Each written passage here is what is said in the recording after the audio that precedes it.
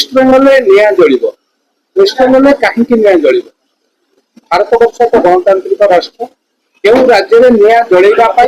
ना सरकार ना लोक मैंने कहीं निया जलु। द्वितीय कथा वेस्ट बेंगल भली राज्य में एभली एक घटना रहे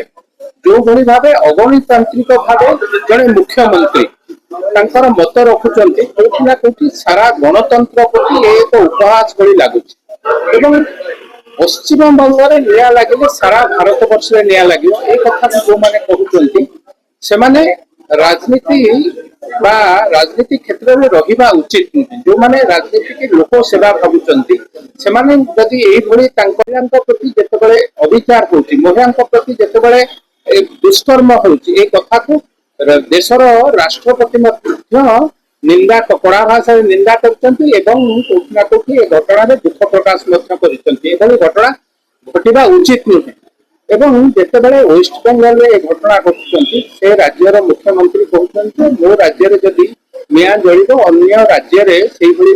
परिमाण घटिबा पड़िबो ए कथा कहिला बेले कहउची से सबे थर चिंता करबा गोटे राज्यर मुख्यमंत्री आपन शासन रे जड़े महिला न्याय पाऊना दुष्कर्म करा प्रतिवाद गणतांत्रिक पद्धति जो माने विरोध करुचंती जो माने गणतंत्र पद्धति कोठी टायर जलुचंती कोठी डेमोन्स्ट्रेशन करुचंती से कथा को सामना करबा परिवर्ते एभली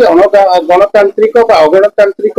मतामत रखिबा निश्चित भावे निंदनीय एवं ओडिशा परिप्रेक्षी में कहिबी एक शांति प्रिय राज्य एठी अशांति सृष्टि करने को जो माने विगत दिन में चाहिए सेमानकर कथा मध्य रही नहीं लोक माने तांकु मध्य रखी नाहंते एवं जो माने चाहुथिबे ओडिशा रे एक शांति प्रिय प्रभु जगन्नाथ राज्य अशांत वातावरण सृष्टि करने को तांकु केही साधारण लोक मध्य क्षमा देवे नहीं आगामी दिन में एक कथारू चाहिए वेस्ट बेंगल बा बंगाल